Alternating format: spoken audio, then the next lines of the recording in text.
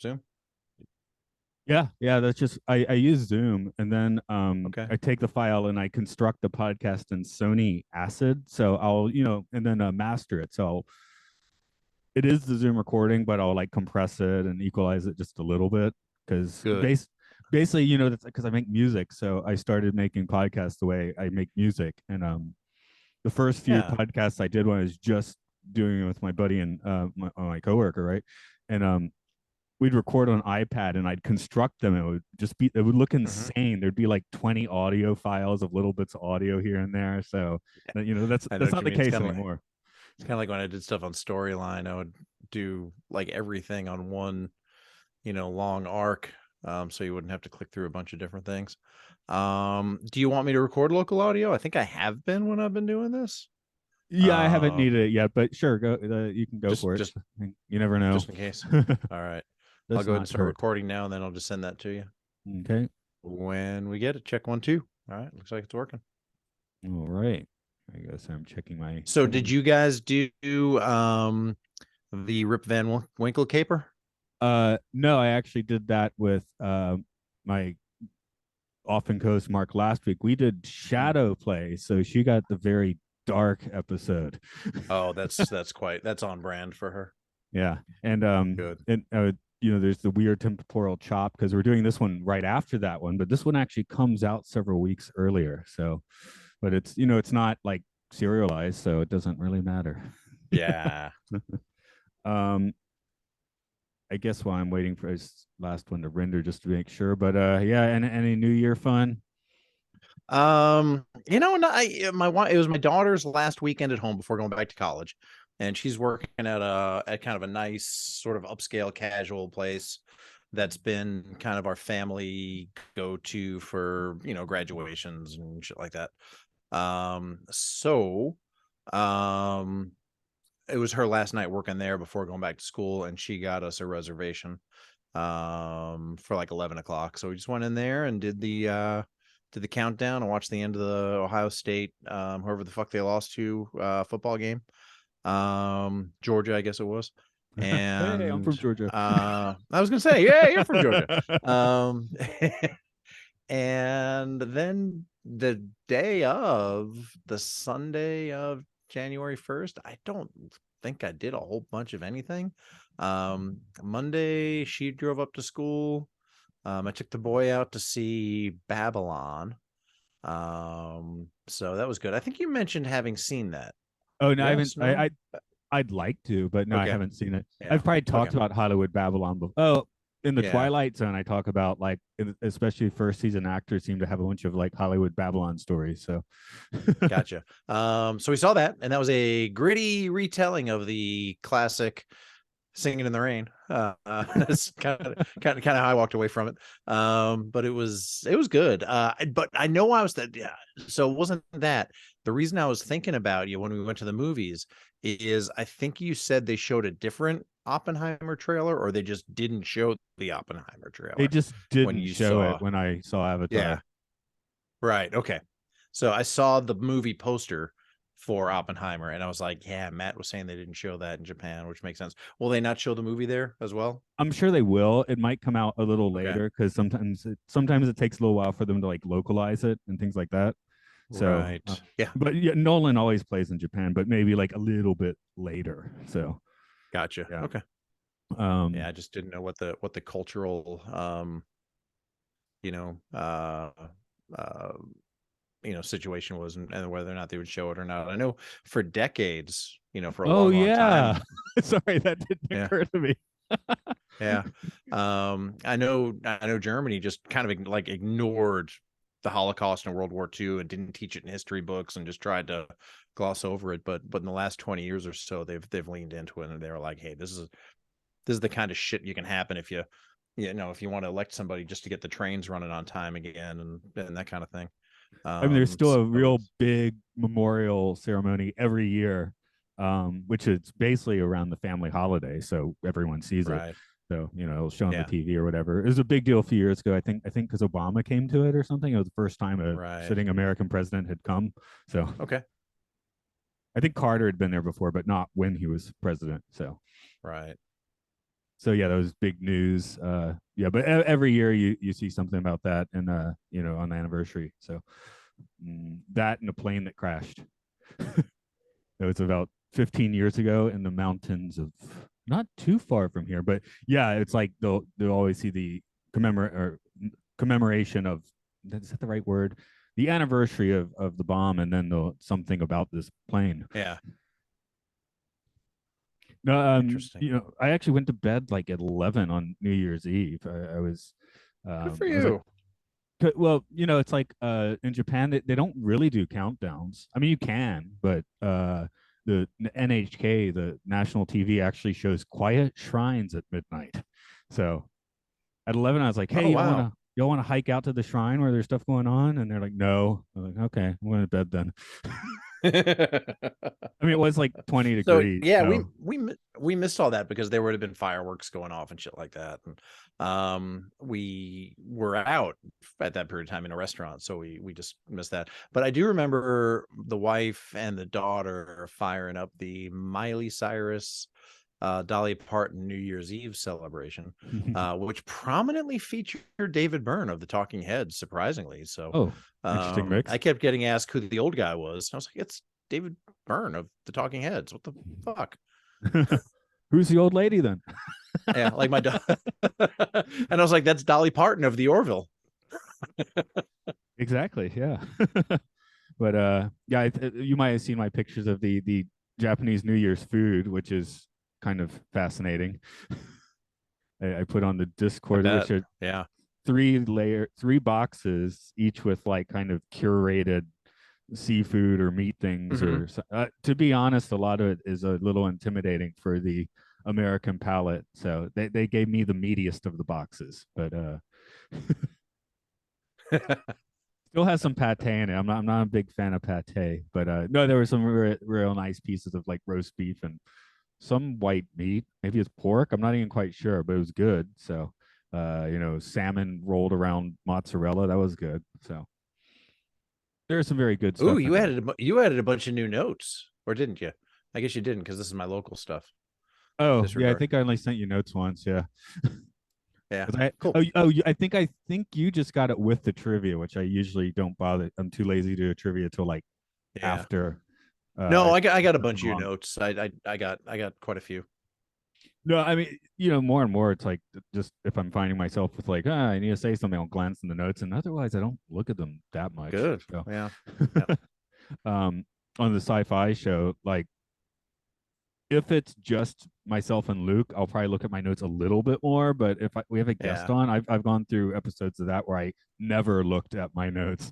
So, Yeah, I kind of, the only thing like with Mission Log of the Orville, the only excuse me, time that I really wanted to um make sure I hit the notes was kind of towards the end when I wanted to make sort of that big, the big point, drive the big point home.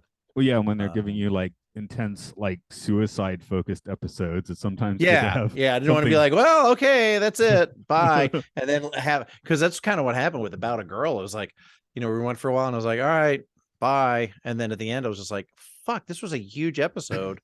And we just kind of like whimpered off into the end. So I just kind of tried to make that's sure that didn't happen again. that's partly where maybe that's kind of why I have the questions for this show. So, Yeah, yeah. So you I make sure like you have we that. can always hit some, like I don't necessarily ask if there's a point because I'm like, well, it'll probably come out in the questions if it hasn't already. So, Yeah. um, sometimes like, hey, this episode's running in like maybe not short, but I'm like, oh, it's only like 25 minutes. Oh, wait, I haven't even started with the questions yet. So that's fine. I usually promise people 30 minutes of actual Twilight Zone chat, and anything over that, God knows what that's going to be about. So, Oh yeah. Yeah. Standard about time tangent. I was talking to John about a podcast to ride. He introduced me to that, and I said I've been listening. Like, oh yeah, it's really good, but here's one where they get more down to the nitty details because the podcast to ride guys can sometimes go off on wild tangents. Like, I want the wild tangents. That's why Yeah. I'm listening. If I start listening to something about Chuck E. Cheese and suddenly it's just on some bizarro topic, I mean that's Mhm. fun. I like Yeah, that. and Rod hasn't given us a ton of feedback. But what he does, like, he's given us some compliments, and one of the things he's complimented us on is when I tune into a podcast, I don't want to wait for 30 minutes while people are talking about what they did that weekend and, what their, latest IPA is that they're drinking. I kind of want them to get right down to it. So I think he likes the format, and he likes us to stick to the format and just kind of, jump in and, get right into the recap and do the observations and getting into the big stuff and then, call it a day. So Yeah, the rambling 2 hour podcast is definitely a different beast. So yeah. But so many of the patrons only listen to the rambling 2 hour version of Norman John now, which that's the one I surprises me. listen to. Yeah. Yeah. Yeah, it's definitely I like it.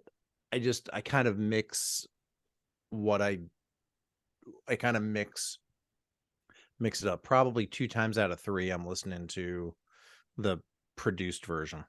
If I And want to go then back and listen to an episode, I'll go for the produced one. But yeah, as far as the yeah. new ones, I typically stick with that. Yep. So, I mean, Yeah. we miss out on computer voice, but Yeah, exactly. I guess I'll But I noticed they restart. have that. Go ahead. Oh, go ahead. I was gonna say, I guess they have the computer voice. They have that for Mission Log Prodigy. We don't get the computer voice for Mission Log the Orville. Okay. I kind of yeah. It's makes me a little bit sad. But that's okay. Well, they don't. You don't have a Federation computer We're gonna go on strike. We're gonna go on strike, and that's probably it. till We're gonna go on we get the strike computer voice. until we get computer voice on Mission Log the Orville.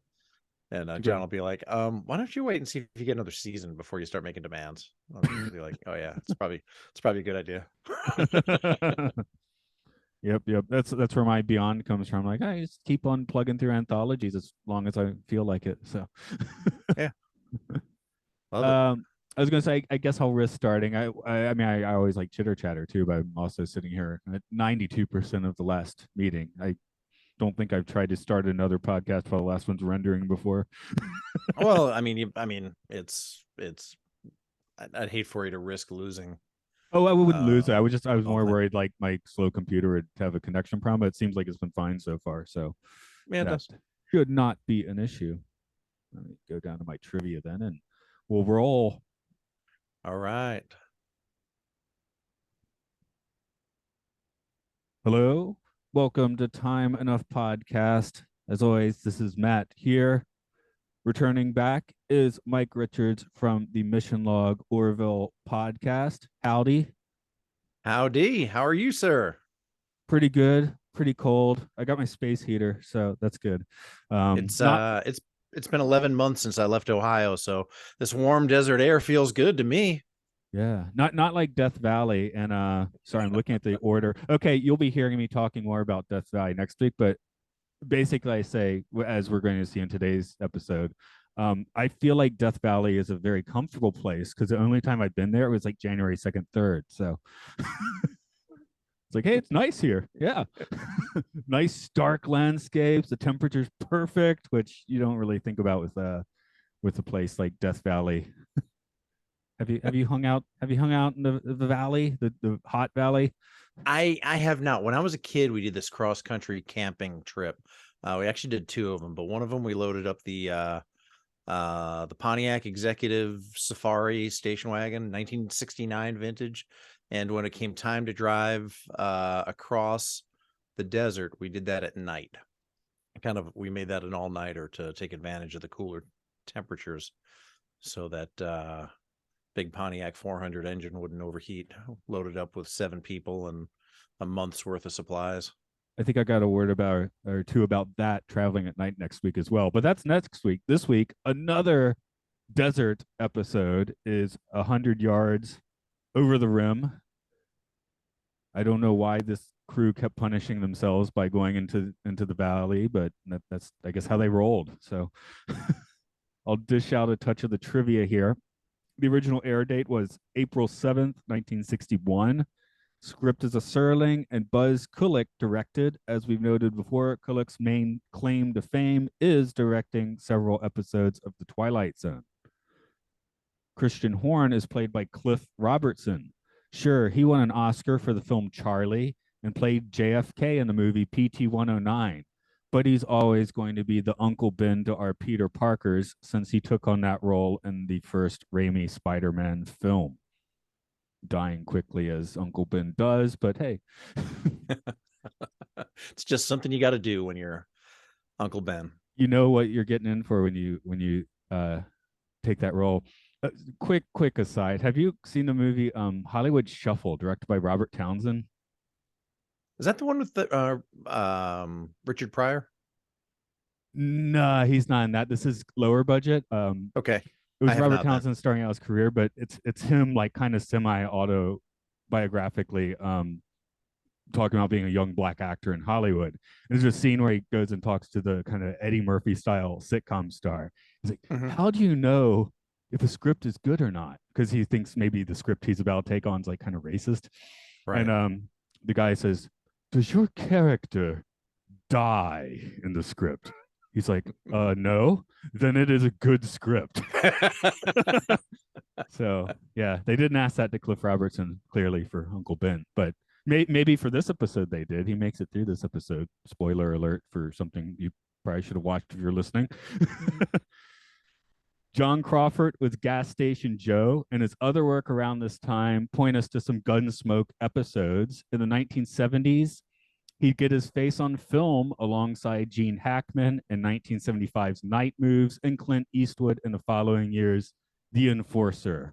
And yes, that is one of the Dirty Harry sequels. And I can also point out, if you don't mind, some Star Trek, Oh, a yeah, Star Trek sure. appearance as well on Galileo 7. He was the MacGuffin that was causing Kirk to have to abandon the search for Spock at all, to do some other thing on the bridge, being kind of the douchey, delegate from the Federation.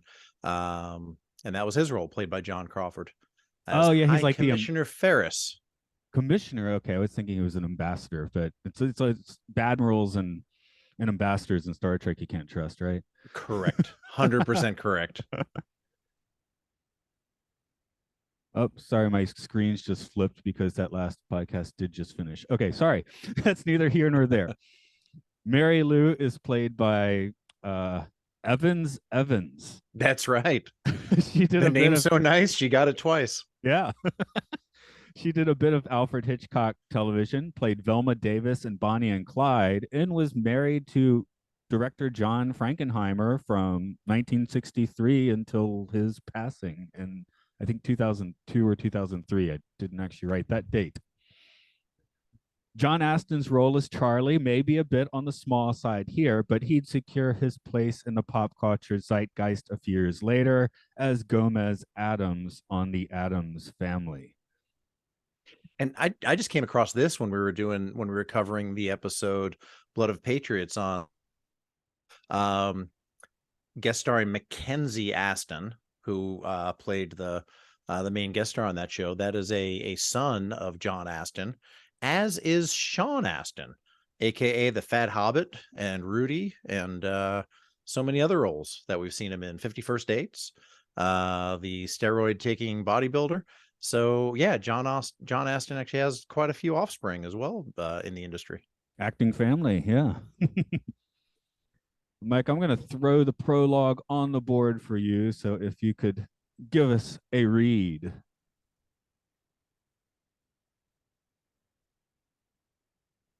The year is 1847. The place is the territory of New Mexico. The people are a tiny handful of men and women with a dream. 11 months ago, they started from Ohio and headed west.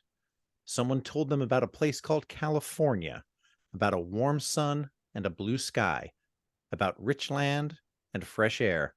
And at this moment, almost a year later, they've seen nothing but cold, heat, exhaustion, hunger, and sickness. This man's name is Christian Horn. He's a He has a dying 8-year-old son and a heartsick wife, and he's the only one remaining who has even a fragment of the dream left. Mr. Chris Horn, who's going over the top of a rim to look for water and sustenance, and in a moment will move into the Twilight Zone. All right. I guess we should start a little bit with the premise and how you think it plays out here. The Twilight Zone very clearly has a few episodes with a time machine, and then a lot of episodes with just unexplained weird time travel. I guess the last episode you were on, the Odyssey of Flight 33, is kind of somewhere in between because they kind of have an explanation, but not really. And here it's just weird. Yeah, so I mean, there I think it was, the dawn of, jet transportation and high speeds, high altitude, jet stream, breaking things like the time barrier, may have been, sort of, you know, in people's imagination at the time. So I guess the Boeing 707 itself may have been the time machine. This one was just this one seemed like it was just sort of the universe wanting to bring this guy forward in time 114 years for whatever reason, Matt. We don't know until we get into the plot, but for whatever reason, he was brought forward in time 114 years. Yeah. Right. I mean, there's from 2022, you just hold up the card that says quantum on it, right? Oh, okay, sure. That everything's possible now. So, And they would just say, is it possible those high tension wires caused a quantum field around this paved road? Yes. Yes, Matt, that's possible. I feel like a modern show would feel the need to make that explanation, though. You couldn't just Right. have he just bops into the past, which Yeah. is an interesting cultural thing because, yeah, I guess Mark Twain is his time travel was basically just like walk around the corner being in the past, right? And Mhm. in the early 60s, that was still Right. kind of fine. So, yeah, now you can't really do that. Yeah, I think so. I think you're right. I think you need the quantum explanation now. Totally. Yeah. But this one not so much. Just, you go 100 yards, cross the rim, and there you are. Uh, 1961. Boom. yeah, I'm just as the modern viewer, is that annoying? Because I feel like when I started doing the Twilight Zone, like real focus, and the first time travel one is walking distance, and I'm like, we just walked over there. Now it's the past. That's kind of weird. So now I've seen it like Yeah. 5 times, and I'm like, yeah, sure, that's what the Twilight Zone does. It's fine. It does. I think it is fine. I really, really do. I don't need an explanation. I don't need everything to be explained to me. It's something my son and I were talking about with others members of the family. Not about this, but I think it was about a different film. Can't put my finger on it right now, but at the end of it, questions came up from others. He goes, I just don't need to have everything explained to me. And I was like, good for you, kid. Good for you. Yeah, a little bit of an abstract brush. I appreciate. So that's pretty good. Um, the other one, I think this is very specific people of my vintage. The first thing we think is that this boy is going to die of dysentery because we had been playing the Oregon Trail on the Apple II computers in the elementary school libraries, which I spent a lot of time with that. So that was like, even now, like thinking about this sort of thing, that is kind of like my main point of reference. I'll immediately flash back to like, green screen or Right. Oregon Trail. Yeah. So dysentery, cholera, I think was a big Yeah, one. that was a You big know, one. any kind of any sort of mixing, gray water and dirty water and clean water, which was tough to keep sorted out, I guess, at that point. As well as I think malaria, and definitely in that part of the country was probably not a big deal. That was definitely more, you know, I don't know that there's not a lot of mosquitoes in the desert. That's more No, humidity Central and America is wooded and definitely stuff. going to get you. Yeah, Yeah. maybe once you start getting to the coast, I Mhm. mean, there's some Mediterranean climate up there, which might, have. There's definitely some gnarly bugs. I'm not sure it's a Yeah. yellow fever. Yellow fever, isn't that one? That was, oh yeah. Is that what I think? Yeah. I definitely think it is. But man, I really liked the look of the settlers, of the frontier folks. And that came directly from Cliff Robertson. He was did some research for the part, um, made about 9 pages of background for his character that he gave to the director.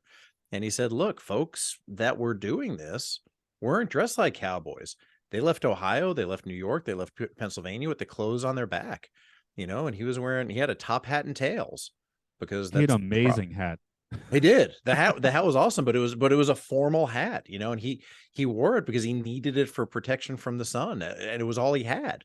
So it was an interesting choice that's what they wore, but he was wearing that kind of formal wear, because whatever happened that made them leave Ohio, that's what they had to wear, and they couldn't afford to buy, a cowboy hat and chaps and spurs and boots and all the other stuff that that modern day cow folk get when they're going out to line dance on Saturday night. Well, I just started reading a book. I'm only maybe 3 or 4 chapters in, which is Cattle Kingdom, I believe is the name, and Hmm. that's mostly talking about driving all of the Longhorn out of Texas. Um, but those guys would get outfitted. You get hired by the ranch. They'd give Yeah. you a few basics and a horse. I think it said every like proper cowboy needed like 7 horses or something. It was Holy crazy. cow. Yeah. Didn't Garth Brooks put out an album called that? I don't know. Anyway, yeah, but even with that, these guys just kept sustaining just like the most like brutal, nasty injuries. Losing an arm was barely a thing. It's Hmm. just like, wild stuff. So these guys are like even less outfitted in the middle of the desert now. So Yeah, I mean they were literally like putting, taking their life into their, hands to make this journey and start completely over. The other thing that was interesting I thought was, and if you've seen Cliff Robertson in other things, and he's kind of been a favorite of mine for decades. He first came onto my radar. He played a part in a film called The Pilot, where he played an airline pilot. He was, hiding his alcoholism, and that was a really good film. Came out about 1980, if I remember right. And before that, he was in a film with Jane Fonda, called A Sunday in New York, where he's a TWA pilot and his sister comes to visit him, and she gets courted by several people, including Rod Taylor. So it's just a kind of a fun, very early 60s, um, very much of the time period, very early in Jane Fonda's career. So I really, really like Cliff Robertson, but he had a kind of a very mild Irish accent in this. And that was his idea too. He, in his background story, he thought he would be like maybe second generation Irish. So he had just sort of a very minor, very mild Irish brogue that he carried through his acting. And I thought that was pretty neat also. like I think his prep did pay through. Because the first time watching this, I really was like, this really does seem like a guy who's just gotten, like weirdly unstuck from time. In a lot of time travel, people go to the new time period and, you know, kind of just start playing the game as soon as they get there. Where this Yeah, guy is, Christian Horn is like, he's really kind of flipping out. Like right. calmly, he's a stoic man. He's not flipping out like Marty in Walking Distance in every way possible. He is keeping his cards, close to the chest or whatever, but you can kind of see it in his eyes, like what is happening. Really, really trying to assess, and I think we might as well talk about it now right here. But Edward Platt, the chief from Get Smart, when he, after the examination, he said no, he's incredibly rational. He's in, he is, in command of his faculties.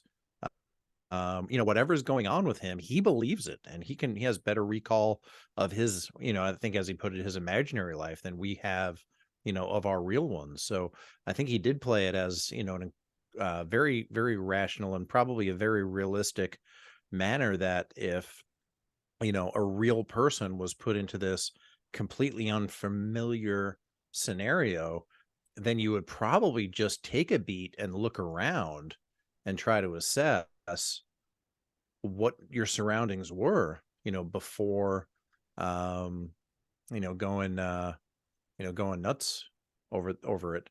And I think that really, really showed with Cliff Robertson's acting. I am wondering though if we had someone just suddenly walk in from 1920, would we think they were because of changing ways of social thought, would we think they were rational?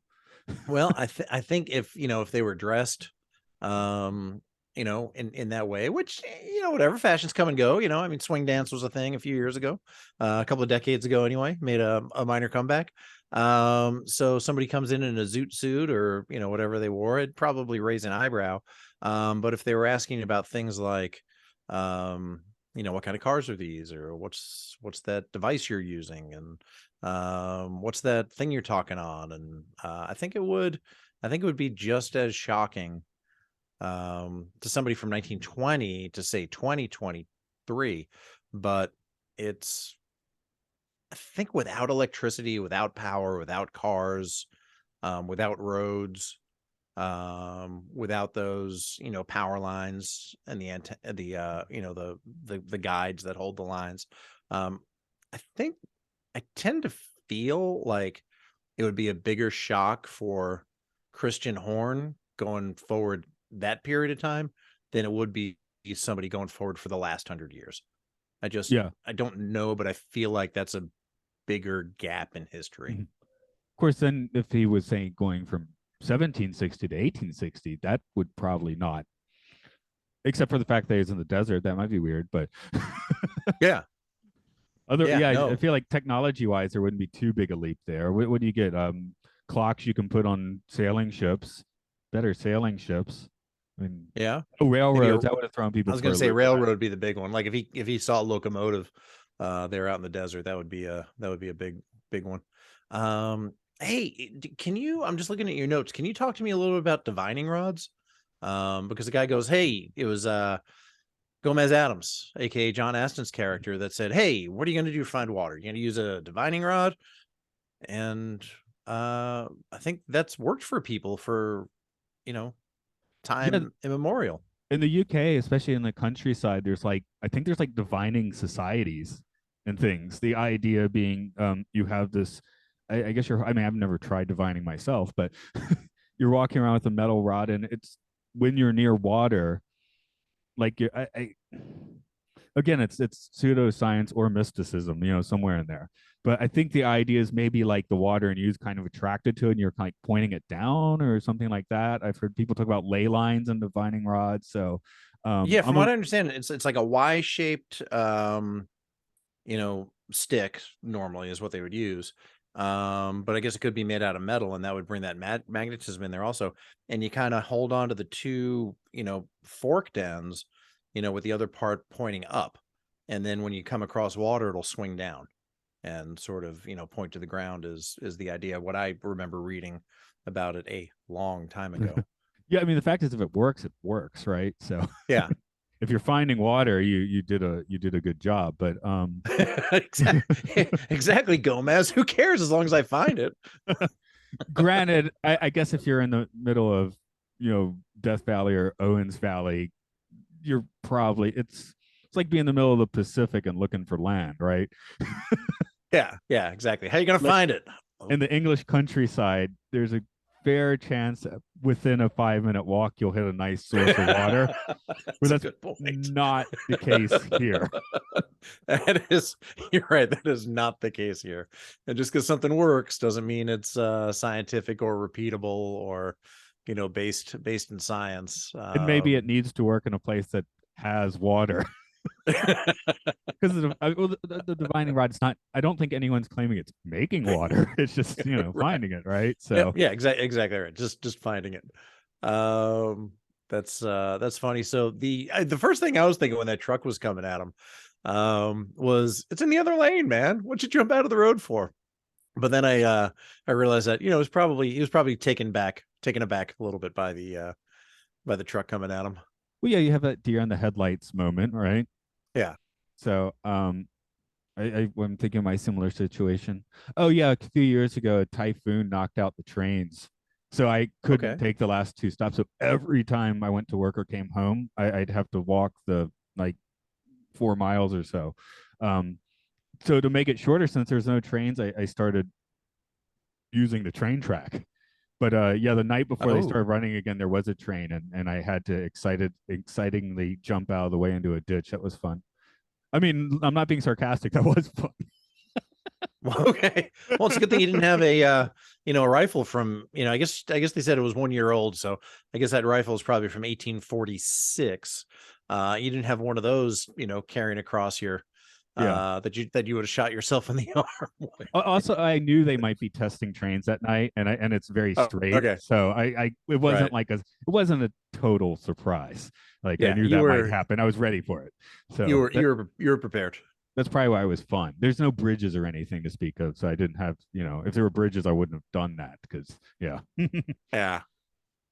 But something image wise, especially coming from the old west vibe to seeing the power lines and things. Are you familiar with? I put in my notes that the film Koyaanisqatsi.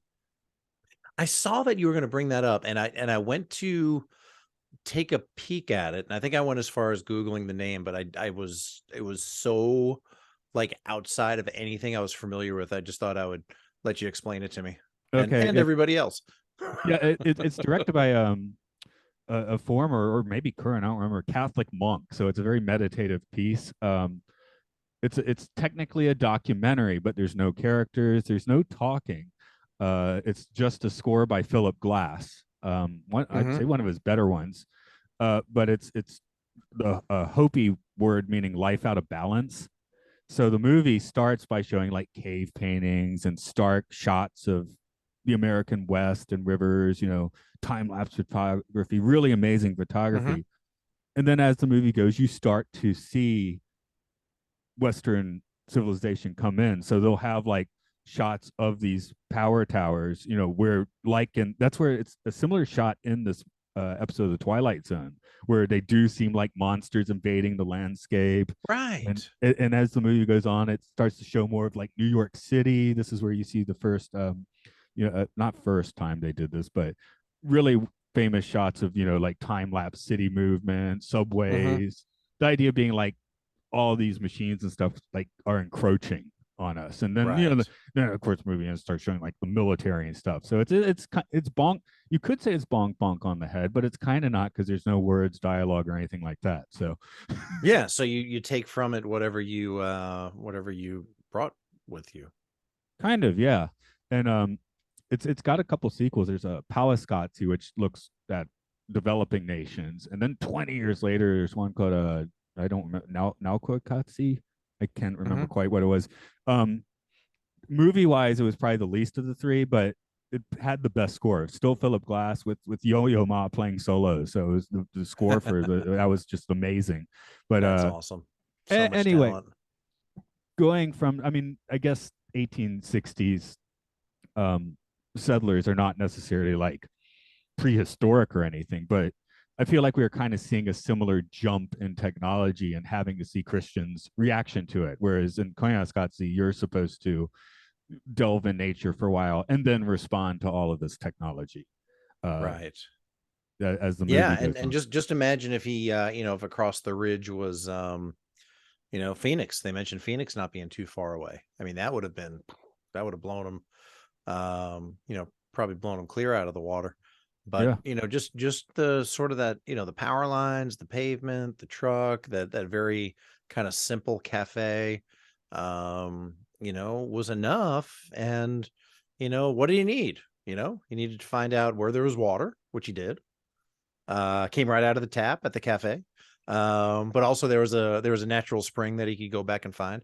Found out where there's some food that he could get to feed the group, and he got medicine for his son. he didn't even know So he'd need penicillin. yeah.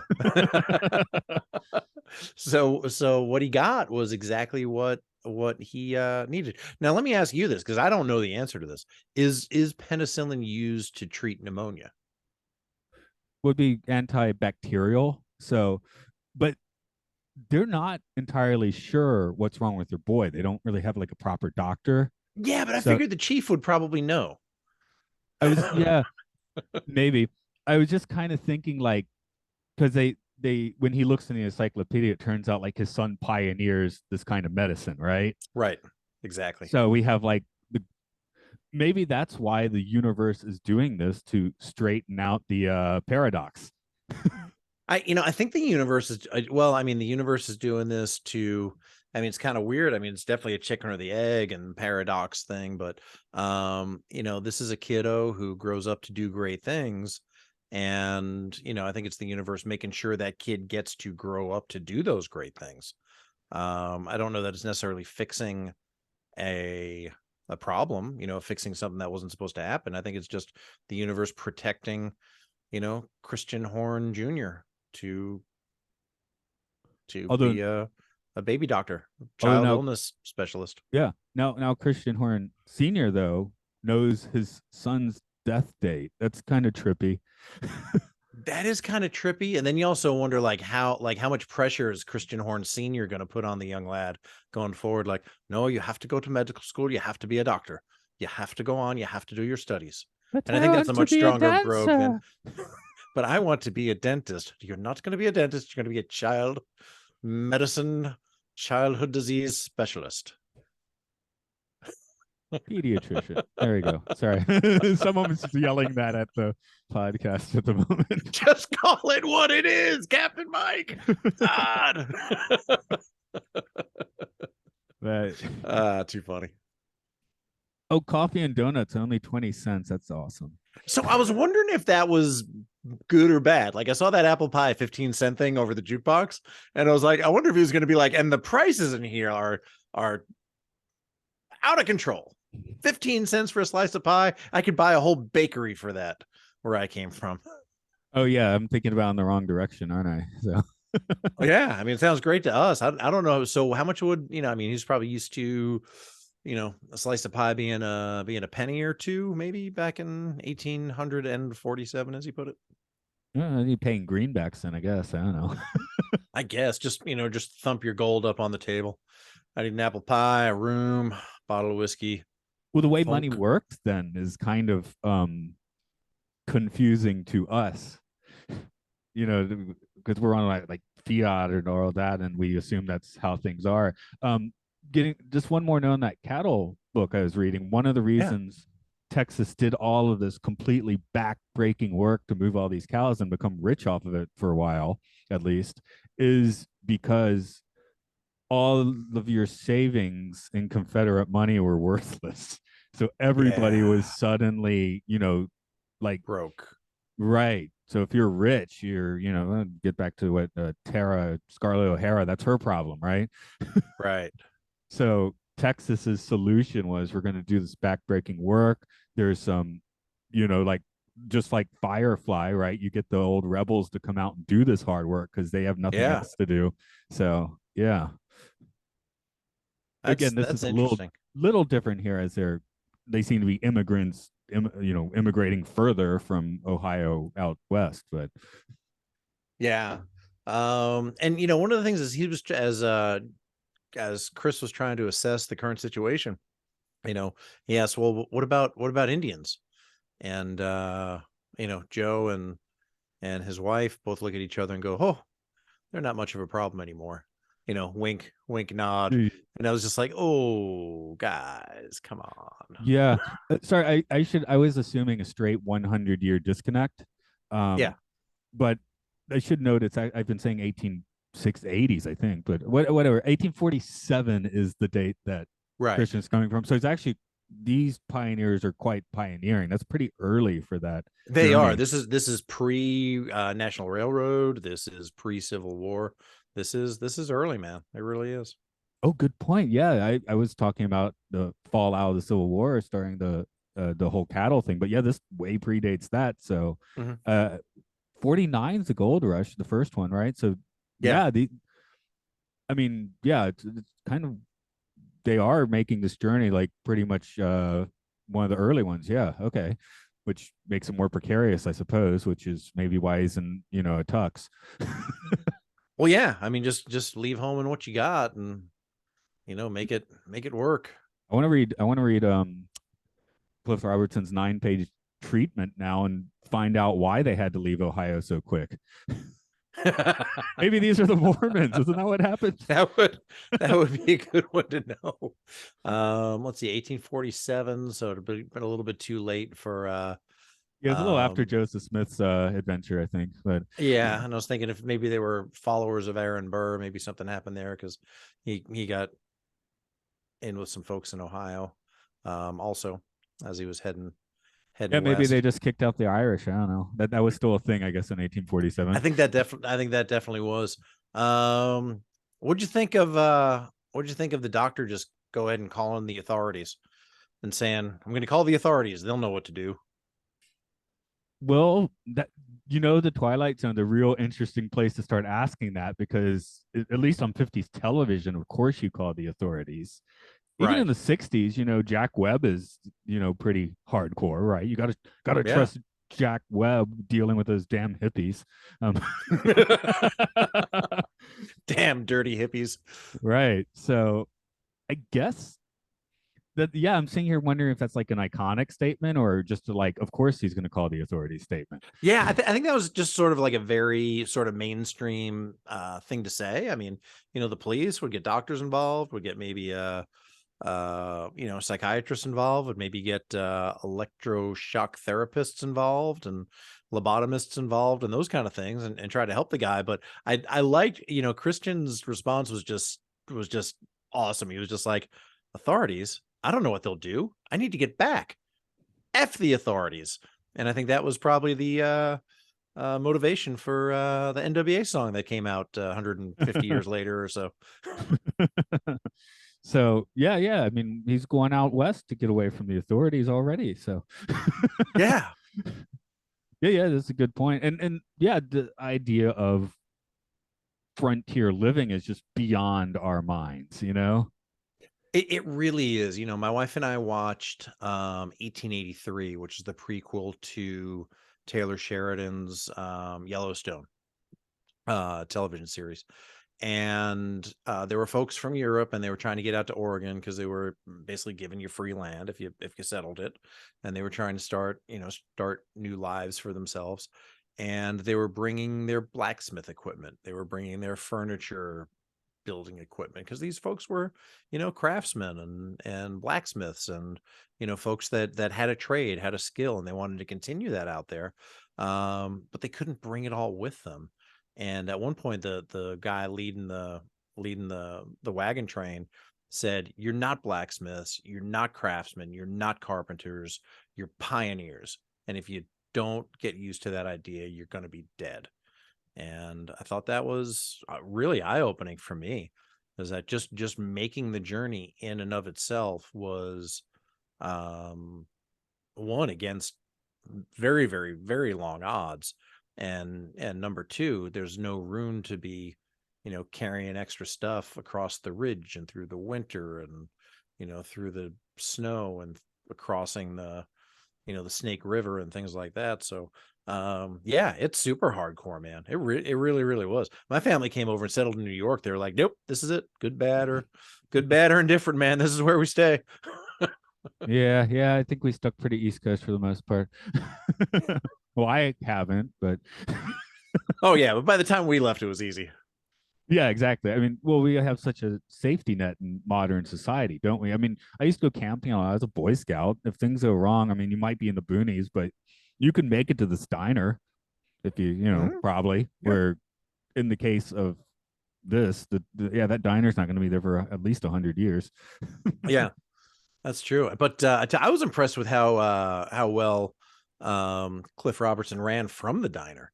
I mean, he just took off in a big old sprint, top hat, tails, and I thought, and he held that sprint for longer than I thought they would on television. I guess at that time they could give shots a little more time to breathe, with 28 minutes or so, 25 minutes or so instead of 22. But I was like, he's still running. I couldn't run that fast that far. And then he kept going. So he was quite a specimen of a man, though. Well, I when I was 15, I went on a 1.5, 2 week hike through the New Mexico mountains, and yeah, I was in good shape at the end of that. Just having to move every Yeah, day will put you in pretty good shape. He did right. drop his gun though, so left the future He people a did. Well, souvenir. and I guess the thing is, he was running up running back up to cross the rim. He fell and the gun went one way and the medicine went the other. Right, was Something kind of like the that. idea. So he had to, I think the way I looked at it was he went for the medicine and took off running instead of he would have to go back maybe a step or two for the gun. That is choosing the Um, good of the one, not the good of the many. The gun's probably useful for the full crew. yeah, but making sure your budding young pediatrician. Yeah. See, I learned a new word. Pediatrician is able to save many children Right. from childhood diseases. Well, Kind of I goes mean, the no other one way. would not make that choice. I think no one would not. That choice seems obvious, but It does, yeah. I thought the medicine over the gun was a good choice, and maybe even a good metaphor. I don't know. I'd have to put some more thought into that. how's he going to Well, we can have explain the the fabricated plastic jar for the penicillin though? Maybe kind of hide, put the pills in, and then just kind of hide the jar. I don't know. He did it. He just gave the wife the whole thing and said, "Yeah, give him 2 of these. It should save his life." Yeah, But if no I remember right, prescription. he handed her the whole bottle, not just 2 pills. Hopefully, she's sharp enough to dole it out properly. Yeah. Hey, I mean, did they you know? Oh, God. I was just gonna say it's maybe the bottle has the instructions on it. Well, maybe they can't read actually, but Yeah, that's a good point. Well, he did read. He was able to read the calendar. oh, you read the Um, encyclopedia, yeah. I read the encyclopedia. Okay, he can read Um, then. so it might have had take 2 whatever per day until gone. Did you'd mentioned in previous recordings that I've done with you that sometimes they use stock music and sometimes they create new scoring for the episode. Was that Western music for this? Do you know if it was stock I or created? I think sorry, I actually have to look that up. I think this does have a dedicated score, which I just kind of forgot to put in my trivia, I guess. Um, for me though, yeah, I was kind of like, oh, it's Western music, right? So it It didn't. was very kind of generic Western music, but I thought it was very good. Okay, here, let's see if featured music. I don't know what featured music means. Fred Steiner. I guess that means they probably got it from a Western. Okay. Yeah, it didn't say anything else about the music, but it is listed as featured music, which to me suggests it was not specifically written for. But it is Hmm. just a kind of Yeah. old Hmm. timey.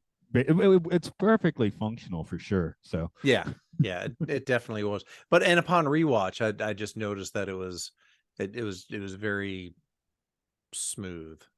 I thought it was very, very nicely done. it's at least from Um, the same place. It's not like a library grab or something, which a few episodes do have. So Gotcha. we found, well, season one you got all those Bernard, well, not all those, you have a few real nice Bernard Herrmann scores, and this Hmm. season in particular a few real nice Jerry Goldsmith scores, and a little bit of both in Yeah. each season. But yeah, those two seem to be the guys that really like hit a few out of the park for the Twilight Zone. um Gotcha. I could have a look at Fred Steiner. I'll do that while I ask my first question, which is who in this episode goes through the Twilight Zone. um I'm sorry. Yeah, I think Rod said it right in the prologue when he said Mr. Chris Horn is going over the top of a rim to look for water and sustenance, and in a moment will move into the Twilight Zone. So I'm going to go with Rod's answer and say Mr. Christian Horn. Okay. How about the people he's around? Like his son gets medicine from the Twilight Zone. He doesn't go there.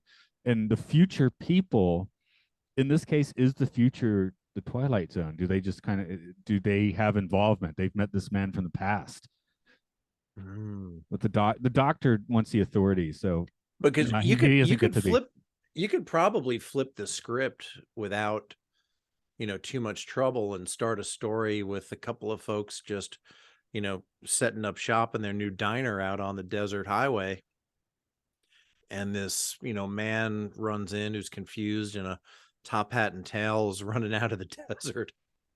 And if you told the story from that perspective, then I think it would be Joe and his wife that went into the Twilight Zone as well. So Yeah, I think that is definitely a possibility because they, I would say they all met in the Twilight Zone, Yeah, including the exactly. Doctor. Yeah. Because they all had weird interactions, weird, strange encounters. So, I can go with that.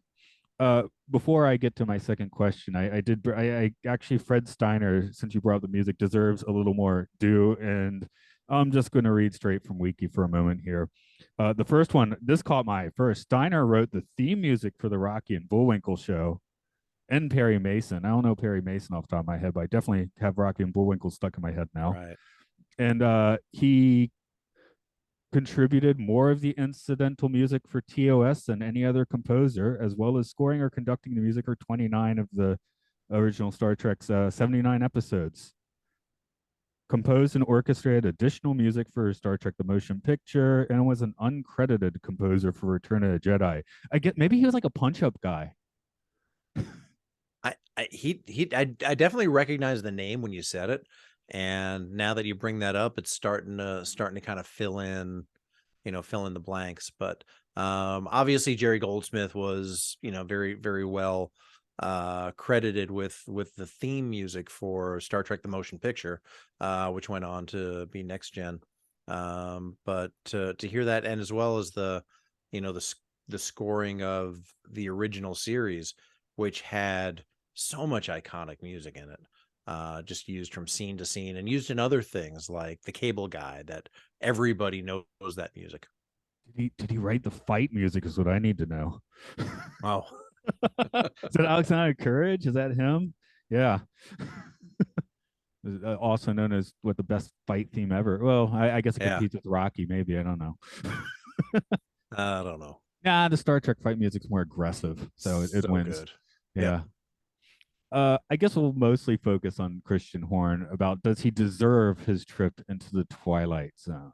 Well, I think he does, and I think the reason that he does is because he's leading this group, and he's leading not only his wife and his family, but um the other family also. And there was another one where I guess there was some tragedy of a wagon getting burned, and people either turning back or they didn't all make it. I'll just say that.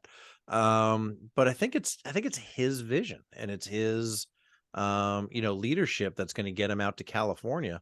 And I think his trip into the Twilight Zone, and his trip uh to find medicine and to kind of see what the future holds. Um, I'm going to say he gets to do those things, deservedly so, because of his vision. And I love the line that he had at the end where, again, John Aston's character asked him what he saw on the other side. And I think he just kind of said something like, yeah, it's not much on the other side, is there? And Chris said, oh, there's a whole lot on the other side of that rim. Highways and many new things, a whole new land. And it was people like us who made it happen. And that is, or people like us that will make it happen. And that to me is it gives him that vision that you need to be a visionary. So I think his vision and persistence and maybe a little bit of heat stroke is what made him deservedly take that trip into the Twilight Zone and not only see what the future has in store, but also get to save his son. Yeah, this is definitely one of the Twilight Zones being nicer to someone. I mean, putting them through their paces for sure, but you Yeah. know, the result is a net positive for him. Mhm. So, and he is, everyone else is more or less given up in the wagon train. So having sort of a weird mystical, Yeah, man, because they've been talking and they've been doing a lot of thinking, and they were thinking they're going to turn back, but not not not Cliff Robertson. He's going forward. how much did he bring water back for them though? He got some water. He could. He got some water. He got a glass of water, but he found out where the natural spring was, though, too. Ah, yes, that's the So thing. I Yes. guess I don't know how easy it would be to find a natural spring. Like, does that mean it like actually like bubbles up and is visible? And has it been visible for the last 114 years? These are all questions I don't know the answer to. But since the boy's name appeared in the encyclopedia, I'm going to assume they found that natural spring. Hmm. and associated probably small game. I don't know, rabbits, Yeah. Of course, the jackalopes. desert's going to change less, right? So Yeah, that's true. definitely get some Maybe, jackalopes. yeah, definitely some jackalopes out there. Uh, Let's throw this onto the tripometer. 0 being not that trippy, 5 being like, whoa, dude. I know, I was thinking about this at length, and I just, I didn't really find this episode super trippy at all. I mean, there's the time travel thing, and I was thinking, if I wanted to add a point automatically just for time travel, but I sort of feel like this was about a 2. Like, this was probably a fairly well-grounded episode of the Twilight Zone. I mean, what they showed of the folks in 1847 seemed realistic and faithful to a faithful recreation. Thanks in large part to the script and the direction and the actors. I feel like what they showed in 1961 was a realistic portrayal of, a roadside diner at that point. It was just sort of connecting those two folks and allowing an individual to see what the rewards of their struggle would be if they just pressed on. So I didn't find it super trippy. I found it kind of motivating, but I'm going to give it about a 2. Okay. I'll go up to a 3 just because those strains we were talking about, like how he doesn't take this on like a stereotype time traveler, and he makes use of a situation like that. To me, just puts this on a slightly different path, which I like to see. And I don't even know if I should call that trippiness or not, or just maybe smart writing. But Hey, it's your show, man. You can call it whatever you want. yeah. Well, I guess just seeing something a little different when you put on 50s or early 60s schlock sci-fi, and it's Mhm. time travel. They might have like a mechanism for it, but the way everyone acts makes less sense. I'm sorry. You'll probably need to edit that because I almost gasped when you went, ah. Oh, I was stealing one of my co-hosts' catchphrase. He likes to just randomly yell in episodes sometimes. Yeah, no, it was it definitely was yeah, 2 to 3 somewhere. I think we're in the same range. But if I was going to give it a 2 and add a point for time travel, I think would be right there. Right. So definitely a good Twilight Zone. Is a Yeah. case where there's trippier ones that, for example, let's say Perchance to Dream from the first season, Yeah. trippier episode, but this one's better, I think. Yeah, that's what I said. I think this is a very good episode, even though it's not super trippy. But that's the lens I like to put these on, just for fun, right? So and also so I can keep talking about a tripometer. So did we hit all your major points before we wrap it up? Oh yeah, I just this was a good episode. It was well acted. I think it was great that it was out on location. The music I think was As the very crew, if very it was great, it's on location. well incorporated. And then as soon as they wrap, they're like, people like, hey, do I get to go back to my house in the Hollywood Hills now? It's like, no, we're gonna stay out here and shoot next week's episode. Yeah. But sorry to just trip up your point, but yes, a good one. The crew did their job well. Let's put it Yeah. that way. But I don't know. I feel like you can kind of feel like if people enjoyed making or something or not most of the time. Sometimes there's something very surprising. So, I was just on a weird rabbit hole looking into the Brady Bunch Variety Hour. You're familiar with this? I am. Yeah, because I am. I actually remember watching an episode of that, one of the few episodes of that live when I was, I don't know, 10. yeah. So what was your? Oh, I gotta ask, what was your impression when you were 10? That this is not good and it won't last. Okay, just checking. But the funniest thing is hearing about Robert Reed, because he's a pretty stubborn guy. Plays Mike Brady, for listeners who are not following me, but for the Brady Bunch, and then later ones, like he hated George Schwartz, apparently the creator, and he Oh, just okay. was grumpy. He wasn't in the last episode of the Brady Bunch because he thought the script was too stupid, and they had to drive like, truckloads of money to get him to do the reunions and stuff. But Right. he was all in on the variety hour. He was like, oh, I can't sing No or way. dance. I'll let you sing or dance. I was like, really? I want to sing and dance. And he was like really into it. He was happy to be there, and he wasn't happy to be in any other iterations of the Brady Bunch. Uh, oh my gosh, that is so funny. Yeah. Um, Finishing up for today. It actually is next week now. So I guess tell us what's up if you got anything going on in your internet sphere, podcast sphere, any of that sort of thing. Well, we talked a little bit about Jerry Goldsmith today, and there's an upcoming Sci-Fi 5 that's going to celebrate the life and career of Jerry Goldsmith. So look forward to that. I just got an assignment to cover The Minutemen, which was a 2008 Disney film about time travel. So I'll write the script for that for Sci-Fi 5. And then Wednesday nights on the Mission Log Discord, we've been doing a rewatch of we're just finishing up season 1 of the Orville and chatting about the episode as well as Mission Log the Orville's coverage of that episode live Wednesday nights at 8 Eastern in the US, 5 Pacific. And we just get together with a few of our patrons and chat about that each Wednesday night. So if you want to talk about the Orville with us, join the Mission Log Patreon at patreon.com/missionlog. And for as little as $1 a month, you can, join the conversation there. And as we mentioned before, we do a bit of Twilight Zone chatting every other Sunday evening, which is 9 Eastern. It's not now, is it? Or is this the week you're off, or is this the week you're doing it? This is the off week. We would be doing it now good. if it was an on week.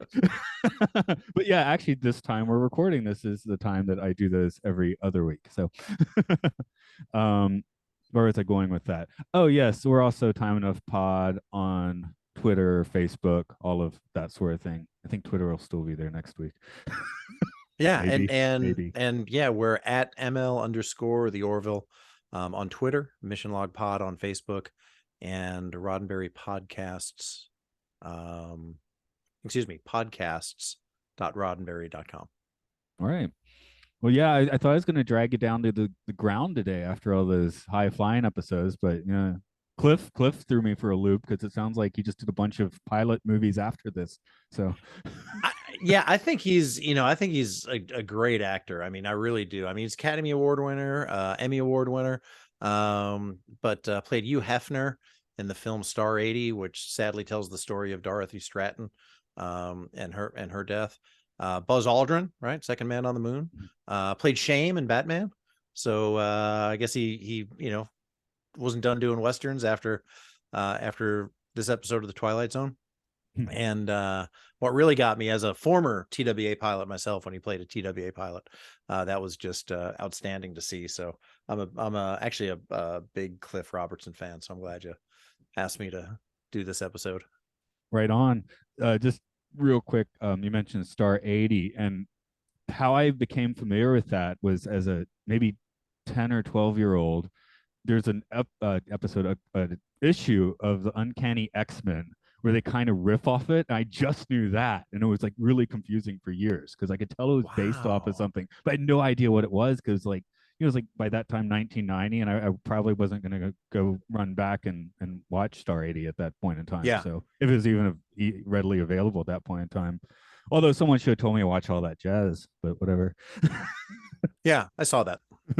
Bob Fosse did Star 80 too, right? Am I wrong? I don't know. I think he might have. Okay.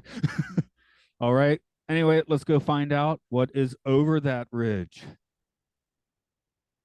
There's quite a bit over that ridge.